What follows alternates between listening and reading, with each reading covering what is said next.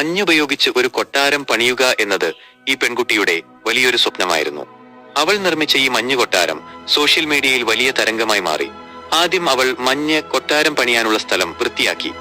അതിനുശേഷം ഒരു പ്രത്യേക മോൾഡ് ഉപയോഗിച്ച് വലിയ മഞ്ഞുകട്ടകൾ നിർമ്മിക്കാൻ തുടങ്ങി. ആദ്യ ദിവസം തന്നെ അവൾ ഇത്തരത്തിലുള്ള 200ഓളം വലിയ മഞ്ഞുകട്ടകൾ ഉണ്ടാക്കി. രണ്ടാം ദിവസം കൊട്ടാരത്തിന്റെ അതിരുകൾ നിശ്ചയിച്ച് മഞ്ഞുകട്ടകൾ അടുക്കി വെക്കാൻ തുടങ്ങി. അന്ന് തന്നെ ഏകദേശം 1.5 മീറ്റർ ഉയരത്തിൽ മതിൽ പണിയാൻ അവൾക്ക് സാധിച്ചു. ഈ കൊട്ടാരത്തിന്റെ മുഴുവൻ പണികളും അവൾ തനിച്ചു തന്നെയാണ് ചെയ്തത്. മതിലുകൾക്ക് കൂടുതൽ ഉയരം നൽകിയ ശേഷം ഒരു ചെയിൻസോ ഉപയോഗിച്ച് അവൾ കൊട്ടാരത്തിന് മനോഹരമായ ഒരു വാതിൽ നിർമ്മിച്ചു. ബാക്കി വന്ന മഞ്ഞുകട്ടകൾ ഉപയോഗിച്ച് കൊട്ടാരത്തിന് 2 ഗോപുരങ്ങളും അവൾ പണിതു.